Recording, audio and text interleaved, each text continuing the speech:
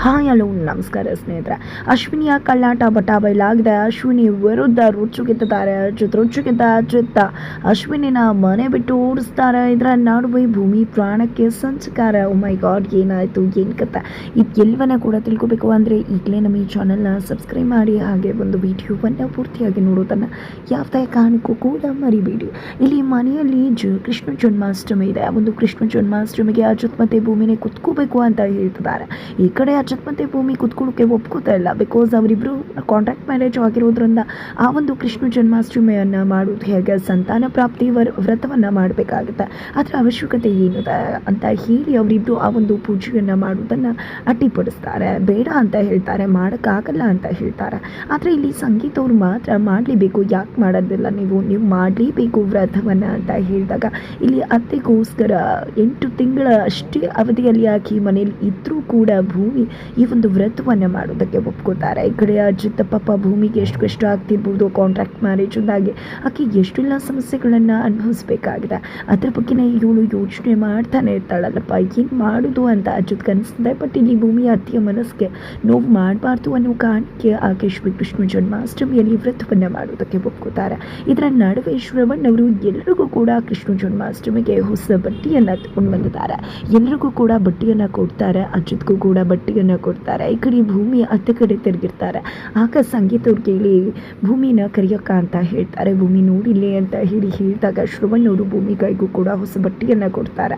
ಆ ಒಂದು ಹೊಸ ಬಟ್ಟೆಯನ್ನು ತಗೋತಿದ್ದಾಗೆ ನಿಜವಾಗ್ಲೂ ಭೂಮಿ ಕಣ್ಣಲ್ಲಿ ನೀರು ಬರುತ್ತೆ. ನಾನು ಮತ್ತು ಸಾಹೇಬ್ರು ಡೆಲ್ಲಿಗೆ ಹೋಗ್ತೀವಿ ಅಂದಾಗಿಂದ ಶ್ರವಣ್ ಸಾಹೇಬ್ರು ತುಂಬ ಪ್ರೀತಿ ತೋರಿಸ್ತಿದ್ದಾರೆ. ನಿಜವಾಗ್ಲೂ ಈ ಪ್ರೀತಿನ ನೋಡಿ ನಂಗೆ ತುಂಬಾ ಖುಷಿ ಆಗ್ತದೆ ಸಾಹೇಬ್ರೆ. ಇನ್ನು ಒಂದು 2 ವಾರಗಳ ಕಾಲ ಇಲ್ಲೇ ಇದ್ದು ಹೋಗೋಣ ಅಂತ ಅಜಿತ್ ಹತ್ರ ಕೇಳ್ಕೊತಾಳೆ ಭೂಮಿ. ಯಾಕಂದರೆ ಶ್ರವಣ್ ಸಾಹೇಬ್ರು ಒಂದಷ್ಟು ಪ್ರೀತಿಯ ಬುತ್ತಿಯನ್ನು ಎತ್ಕೊಂಡು ಹೋಗಬೇಕು ಅನ್ನೋದು ಭೂಮಿಯ ಆಸೆ ಆಗಿದೆ.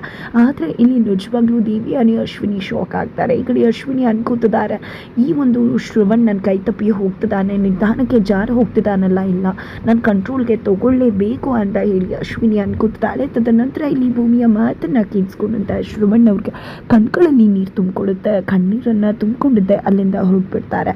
ಕೊನೆಗೂ ಶ್ರೀಕೃಷ್ಣ ಜನ್ಮಾಷ್ಟಮಿಯ ಹಬ್ಬ ಬಂದಿದ್ದಾಯಿತು. ಹೀಗಾದರೂ ಮಾಡಿ ಇಲ್ಲಿ ಆ ಭೂಮಿಯನ್ನು ಅಜ್ಜಿ ಮುಂದೆ ಕೆಟ್ಟವಳಾಗೋ ಹಾಗೆ ಮಾಡಬೇಕು, ಅಜ್ಜಿ ಅವಳನ್ನು ಬೈಬೇಕು, ಅವಳು ಈ ಮನೆಗೆ ಯೋಗ್ಯಳಲ್ಲ ಅನ್ನೋ ರೀತಿ ಮಾಡಬೇಕು ಅಂತ ಹೇಳಿ ಇಲ್ಲಿ ಅಶ್ವಿನಿ ಮತ್ತು ಅಪ್ಪು ಇಬ್ಬರು ಕೂಡ ಯೋಚನೆ ಮಾಡ್ತಿದ್ದಾರೆ.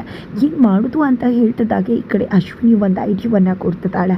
ಪೂಜೆ ಕೂತಿರ್ತಾಳಲ್ವ, ಪೂಜೆ ಕೂತಿರೋ ಸಮಯದಲ್ಲಿ ನಾವು ಅವಳಿಗೆ ಮಂಪರ್ ಬರ್ಸಿದ್ರೆ ಖಂಡಿತವಾಗ್ಲೂ ಅವಳು ಪೂಜೆ ಮಾಡಲಿಕ್ಕಾಗೋದಿಲ್ಲ.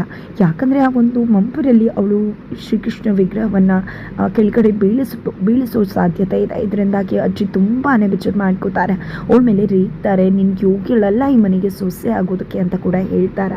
ಹಾಗಾಗಿ ನಾವು ಅವಳಿಗೆ ನಿದ್ರೆ ಮಾತ್ರ ಹಾಕ್ಬಿಡೋಣ ಅಂತ ಹೇಳಿ ಅಶ್ವಿನಿ ಹೇಳಿದಾಗ ಈ ಕಡೆ ಅಪ್ಪು ಕೂಡ ಸರಿ ಆಯಿತು, ಸೂಪರ್ವಾಗಿದೆ ಐಡಿಯಾ ಅಂತ ಹೇಳಿ ಒಪ್ಕೋತಾರೆ. ನಂತರ ಎಲ್ಲರೂ ಕೂಡ ಮುದ್ದಾಗಿ ಹೊಸ ಬಟ್ಟೆ ಹಾಕ್ಕೊಂಡು ರೆಡಿ ಆಗಿದ್ದಾರೆ. ಶ್ರೀಕೃಷ್ಣನ ಪೂಜೆಗೆ ಎಲ್ಲ ರೀತಿ ಸಿದ್ಧತೆ ಕೂಡ ಆಗಿದೆ. ಇಲ್ಲಿ ಶ್ರೀಕೃಷ್ಣನ ವಿಗ್ರಹವನ್ನು ತೆಗೆದಿಟ್ಟು ಇಲ್ಲಿ ಪೂಜೆಯನ್ನು ಮಾಡುವುದಕ್ಕೆ ಸಿದ್ಧತೆಯನ್ನು ಮಾಡಿಕೊಂಡಿದ್ದಾರೆ. ಇಲ್ಲಿ ಅಜಿತ್ ಮತ್ತು ಭೂಮಿ ಇಬ್ಬರು ಕೂಡ ಹಸಿಮಣೆ ಮೇಲೆ ಕೂತ್ಕೊಂಡಿದ್ದಾರೆ. ಇದರ ನಡುವೆ ಅಪ್ಪು ಮತ್ತು ಅಶ್ವಿನಿ ಎಲ್ರಿಗೂ ಕೂಡ ಜ್ಯೂಸ್ ತೊಗೊಂಡು ಬಂದಿದ್ದಾರೆ. ಅಮ್ಮ ಜ್ಯೂಸ್ ತೊಗೊಂಬ, ಪೂಜೆ ಶುರುವಾದಮೇಲೆ ಯಾವುದೇ ರೀತಿ ನೀವು ಏನು ತಿನ್ನೋಕ್ಕಾಗೋದಿಲ್ಲ, ಅದಕ್ಕೋಸ್ಕರನೇ ಎಲ್ರಿಗೂ ಜ್ಯೂಸ್ ತೊಗೊಂಡು ಬಂದಿದ್ದೀನಿ ತಗೋ ಅಂತ ಹೇಳಿ ಸಂಗೀತ ಅವರು ಕೊಟ್ಟರೆ ಇಲ್ಲಿ ಭೂಮಿಗೆ ಸಂಗೀತ ಅವರು ಕೊಡೋಕ್ಕೆ ಮುಂದಾಗ್ತಾರೆ. ಭೂಮಿ ತಗೋ ಅಂದಾಗ ಬೇಡ ಅತ್ತೆ ನೀವು ಕುಡೀರಿ ಅಂತ ಭೂಮಿ ಹೇಳಿದಕ್ಕೆ, ಇಲ್ಲ ನೀನು ತುಂಬ ಸುಸ್ತಾಗ್ತೀಯ, ಪೂಜೆ ಎಲ್ಲ ಮಾಡಬೇಕು, ನಿನಗೆ ಸ್ವಲ್ಪ ಸ್ಟ್ರೆಂತ್ ಬೇಕಲ್ವ, ತಗೋ ಕುಡಿ ಅಂತ ಹೇಳಿ ಇಲ್ಲಿ ಭೂಮಿಗೆ ಜ್ಯೂಸನ್ನು ಕೊಡ್ತಾರೆ. ತದನಂತರ ಇಲ್ಲಿ ಅಪ್ಪು ಮತ್ತು ಅಶ್ವಿನಿ ಅನ್ಕೋತಿದ್ದಾರೆ. ಈ ಕಡೆ ಅಪ್ಪು ಅಂತೂ ನಂಗೆ ತುಂಬ ಚೆನ್ನಾಗಿ ಗೊತ್ತಿತ್ತು ಅಮ್ಮ, ನಾನೇನಾದರೂ ನಿನಗೆ ಜ್ಯೂಸ್ ಕೊಟ್ಟರೆ ಅದನ್ನು ನೀನು ಭೂಮಿಗೆ ಕೊಡೋದು ಅಂತ, ಅದಕ್ಕೆ ನಿನ್ನೆ ಟಾರ್ಗೆಟ್ ಮಾಡಿ ಮತ್ತೆ ಬರೋ ಒಂದು ಮಿಕ್ಸ್ ಆಗಿರ್ತಕ್ಕಂಥ ಜ್ಯೂಸನ್ನು ನಾನು ನಿನ್ನ ಮುಖಾಂತರ ಭೂಮಿಗೆ ಕೊಡಿಸಿದ್ದು. ಈಗ ಏನೇ ಆಗಲಿ ಅವಳಿಗೆ ಮತ್ತೆ ಬಂದರು ಅದಕ್ಕೆ ನಾನು ಹೊಣೆ ಆಗೋದಿಲ್ಲ ಅಂತ ಹೇಳಿ ಅಪ್ಪು ಅನ್ಕೋತಾರೆ. ತದನಂತರ ಅಶ್ವಿನಿ ಮತ್ತು ಅಪ್ಪು ಇಬ್ಬರು ಕೂಡ ಸೇರಿಕೊಂಡು ಎಲ್ರಿಗೂ ಕೂಡ ಜ್ಯೂಸ್ ಕೊಡ್ತಾರೆ. ಎಲ್ಲ ಜ್ಯೂಸನ್ನು ಕೊಡಿದ ನಂತರ ಪೂಜೆ ಶುರುವಾಗುತ್ತೆ. ಇಲ್ಲಿ ಆಲ್ರೆಡಿ ಮಂಪರ್ ಬಂದಂಗೆ ಆಗ್ತದೆ ಸಾಹೇಬ್ರೆ ಅಂತ ಭೂಮಿ ಹೇಳ್ತಿದ್ದಾಳೆ. ಪಾಪ ಭೂಮಿಗೆ ಕಾಂಟ್ರಾಕ್ಟ್ ಮ್ಯಾರೇಜಲ್ಲಿ ಇಟ್ಕೊಂಡು ಇಂಥ ಒಂದು ಪೂಜೆ ಮಾಡೋದಕ್ಕೆ ನಿಜವಾಗ್ಲೂ ಆಕೆಗೆ ಯೋಚನೆ ಆಗಿರುತ್ತೆ. ಅದಕ್ಕೋಸ್ಕರನೇ ಆಕೆಗೆ ಈ ರೀತಿ ಅನ್ನಿಸ್ತಿರ್ಬೋದು ಅಂತ ಅಚ್ಯುತ ಅನ್ಕೋತಾರೆ. ತದನಂತರ ಇಲ್ಲಿ ಪೂಜೆ ಎಲ್ಲವೂ ಕೂಡ ಆಗ್ತದೆ. ನಂತರ ಇಲ್ಲಿ ಆ ಒಂದು ಕೃಷ್ಣನಿಗೆ ಹಾಡನ್ನು ಹೇಳಬೇಕಾಗತ್ತೆ. ಅದೇ ಕಾರಣಕ್ಕೆ ಇಲ್ಲಿ ಸಂಗೀತ್ ಅವರು ಹಾಡು ಹೇಳು ಭೂಮಿ ಅಂತ ಹೇಳ್ತಾರೆ. ಆದರೆ ಇಲ್ಲಿ ಅಜ್ಜಿ ಮಾತ್ರ ಅವಳಿಗೇನ ಹಾಡು ಬರುತ್ತೆ, ಅವೆಲ್ಲ ನಮ್ಮದೇ ಕಾಲಕ್ಕೆ ಮುಗ್ದೋಯ್ತು ಅಂತ ಅಜ್ಜಿ ಹೇಳ್ತಾರೆ. ಜೊತೆಗೆ ಇವಳಿಗವೆಲ್ಲ ಎಲ್ಲಿ ಬರುತ್ತೆ ಅಂತಿದ್ದಾಗ ಇಲ್ಲಿ ಭೂಮಿ ತುಂಬ ಸಖತ್ತಾಗಿ ಹಾಡನ್ನು ಹೇಳ್ತಾಳೆ. ಹಾಡು ಕೇಳಿದಾಗ ಎಲ್ಲರೂ ಕೂಡ ಕಳೆದೋಗ್ತಾರೆ. ಇನ್ಫ್ಯಾಕ್ಟ್ ದೇವಿಯಾನಿನೇ ಚಪ್ಪಾಳೆ ಬಡಿತಿದ್ದಾರೆ. ಅಷ್ಟು ಮಟ್ಟಿಗೆ ಭೂಮಿ ತುಂಬ ಸುಂದರವಾಗಿ, ತುಂಬ ಚಂದವಾಗಿ, ರಾಗವಾಗಿ, ಮಧುರವಾಗಿ ಹಾಡನ್ನು ಹಾಡ್ತಾರೆ. ತದನಂತರ ಇಲ್ಲಿ ಆ ಒಂದು ತೊಟ್ಟಿಲನ್ನು ತನ್ನ ಮಡಿಲಿಗೆ ಹಾಕ್ಕೋಬೇಕು ಅಂತ ಹೇಳಿ ತೊಟ್ಲು ಕೊಡೋಕೆ ಮುಂದಾಗ್ತಾರೆ. ಅಷ್ಟರಲ್ಲಿ ನಿದ್ರೆ ಮಂಪಲ್ಲಿ ಭೂಮಿಯ ಒಂದು ವಿಗ್ರಹವನ್ನು ಬೀಳಿಸಿರ್ತಾಳೆ. ಅಷ್ಟರಲ್ಲಿ ಅಚ್ಯುತ ಅದನ್ನು ಇಟ್ಕೋತಾರೆ. ಇಟ್ಕೊಂಡಿದ್ದ ಈ ಕಡೆ ಅಶ್ವಿನಿ ಮತ್ತು ಅಪ್ಪು ಕೆಂಡಾಮಂಡಲ ಹಾಕ್ತಿದ್ದಾರೆ. ತದನಂತರ ಶ್ರೀ ಚಕ್ರಧಾರಿಗೆ ಶಿರುಭಾಗಿಲಾಲಿ ಅನ್ನೋ ಸಾಂಗನ್ನು ತನ್ನ ಮಡಿಲಲ್ಲಿ ಇಟ್ಕೊಂಡು ಭೂಮಿ ಹಾಡು ಹೇಳ್ತಾರೆ. ನಂತರ ತೊಟ್ಟಿಲಿಗೆ ಹಾಕಿ ಆ ಒಂದು ವಿಗ್ರಹವನ್ನು ಪೂಜೆ ಅಂತ ಹೇಳ್ತಾರೆ ಸಂಗೀತ ಅವರು. ಖಂಡಿತವಾಗ್ಲೂ ಕೂಡ ಇನ್ನೊಂದು ವರ್ಷದಲ್ಲಿ ನಿಮಗೆ ಖಂಡಿತ ಮಕ್ಕಳ ಆಗತ್ತೆ, ಈ ಮನೆಯಲ್ಲಿ ಖಂಡಿತ ಮಕ್ಕಳ ಧ್ವನಿ, ಮಕ್ಕಳ ಅಳು, ನಗು ಕೇಳಿಸುತ್ತೆ ಅಂತ ಕೂಡ ಸಂಗೀತ ಅವರು ಹೇಳ್ತಾರೆ. ನಂತರ ಅಚ್ಯುತ್ ಮತ್ತು ಭೂಮಿ ಕಾಂಟ್ರಾಕ್ಟ್ ಮ್ಯಾರೇಜ್ ಆಗಿದ್ರೂ ಕೂಡ ಮನೆಯವ್ರಿಗೋಸ್ಕರ ಇಲ್ಲಿ ಆ ಒಂದು ಕೃಷ್ಣನ ವಿಗ್ರಹವನ್ನು ತೊಟ್ಟಿಲಿಗೆ ಹಾಕಿ ತೂಕ್ತ ಪೂಜೆಯನ್ನು ಮಾಡೋದಕ್ಕೆ ಮುಂದಾಗ್ತಿದ್ದಾರೆ. ನಿಜವಾಗ್ಲೂ ಕೃಷ್ಣ ಜನ್ಮಾಷ್ಟಮಿ ತುಂಬ ಅಚ್ಚುಕಟ್ಟಾಗಿ ನಡೆಯುತ್ತೆ. ಇದರಲ್ಲೂ ಕೂಡ ಸಂಗೀತ ಅವ್ರಿಗೆ ಇನ್ನೊಬ್ಬ ಅಚ್ಯುತ ಅಂತಕ್ಕಂಥ ಒಬ್ಬ ಮಗ ಇದ್ದಾನೆ ಅನ್ನೋ ವಿಷಯವನ್ನು ಪ್ರಸ್ತಾಪಿಸಲಾಗುತ್ತೆ. ತದನಂತರ ಇಲ್ಲಿ ಅಪ್ಪು ಮತ್ತು ಅಶ್ವಿನಿ ಇಬ್ಬರು ಕೂಡ ಸೆಟ್ ಮಾಡ್ಕೊಂಡ್ಬಿಟ್ಟಿದ್ದಾರೆ. ನಾವು ಏನೇ ಮಾಡಿದ್ರೂ ಕೂಡ ಯಾವುದೂ ವರ್ಕೌಟ್ ಆಗ್ತಿಲ್ವಲ್ಲ, ಪ್ರತಿ ಬಾರಿ ಕೂಡ ಅವಳು ಕೊನೆಯದಾಗಿ ಎಸ್ಕೇಪ್ ಆಗಿಬಿಡ್ತಾಳೆ, ಬಚಾವ್ ಆಗಿಬಿಡ್ತಾಳೆ. ಈ ಬಾರಿ ಕೂಡ ಹಾಗೆ ಆಯಿತು. ನಿಜವಾಗ್ಲೂ ಮಂಪ್ರಿ ಬಂದು ವಿಗ್ರಹವನ್ನು ಕೆಳಗಡೆ ಚೆಲ್ಬಿಡ್ತಾಳೆ, ಬೀಳಿಸ್ಬಿಡ್ತಾಳೆ ಅಂತ ಅಂದ್ಕೊಂಡ್ರೆ ಆ ಅಚ್ಯುತ್ ಬಂದು ಗಿಲ್ವನ ಕೂಡ ಹಾಳು ಮಾಡಿಬಿಟ್ಟ. ಅವನು ಇಟ್ಕೊಳ್ಳಿಲ್ಲ ಅಂತಿದ್ರೆ ಖಂಡಿತ ಅವಳು ಬೀಳಿಸಿರ್ತಿದ್ಲು ಅಂತ ಅಪ್ಪು ಅಶ್ವಿನಿ ಮಾತಾಡ್ಕೋಬೇಕಿದ್ರೆ ಅಲ್ಲಿಗೆ ಅಚ್ಯುತ್ ಬರ್ತಾನೆ. ಅಚ್ಯುತ್ ಬಂದಿದ್ದೆ, ನೀನು ಇಂಥ ಕೆಲಸ ಮಾಡಿ ಅಂತ ಅಂದ್ಕೊಂಡಿರಲಿಲ್ಲ ನಾನು. ಒಂದು ಕ್ಷಣ ಅನುಮಾನ ಬಂದಿತ್ತು, ಯಾವಾಗ ಭೂಮಿ ಮಂಪ್ರಾಗ್ತದೆ ಅಂತ ಹೇಳಿದ್ಲು. ಆಗ ನಾನೇನು ಆಯಸ್ಸಕ್ಕೆ ನನ್ನ ಅಕ್ಕ ಇಂಥ ಕೆಲಸ ಮಾಡಲ್ಲ ಅಂದ್ಕೊಂಡೆ. ಆದರೆ ಕೊನೆಗೂ ಇಂಥ ಕೆಲಸ ಮಾಡಿಬಿಟ್ಟಿಲ್ಲ, ಯಾಕೆಂಥ ಕೆಲಸ ಮಾಡ್ತಿದ್ಯಾ? ನಿನ್ನ ತಮ್ಮನ ಹೆಂಡತಿ ಜೊತೆ ಈ ರೀತಿ ಯಾರಾದರೂ ನಡ್ಕೋತಾರ? ನನಗೆ ಗೊತ್ತಿದೆ ನಿಮಗೆ ಹೇಳ್ದೆ ಮದುವೆ ಆಗಿ ಬಂದಿದ್ದಕ್ಕೆ ಅವಳು ಇಷ್ಟ ಇಲ್ಲ ಅಂತ. ನಾನು ಕೂಡ ಸರಿ ಆಯಿತು ಅಂತಲೇ ಒಪ್ಕೊಂಡೆ, ಅದರಲ್ಲಿ ಏನೂ ತಪ್ಪಿಲ್ಲ ಬಿಡು, ಬಟ್ ನಿಧಾನಕ್ಕಾದರೂ ಸರಿ ಹೋಗುತ್ತೆ ಅಂತ ಅಂದ್ಕೊಂಡ್ರೆ ಈ ರೀತಿ ಮಾಡುತ್ತಾ ನೀನು ಅಂತ ಹೇಳಿ ಅಚ್ಯುತ ಅಪ್ಪನ ಪ್ರಶ್ನೆ ಮಾಡ್ತಿದ್ದಾರೆ. ಅದರ ನಡುವೆ ಸಂಗೀತ ಅವ್ರು ಕೂಡ ಅಲ್ಲಿಗೆ ಬರ್ತಾರೆ. ಏನಾಯಿತು, ಏನು ಕಥೆ?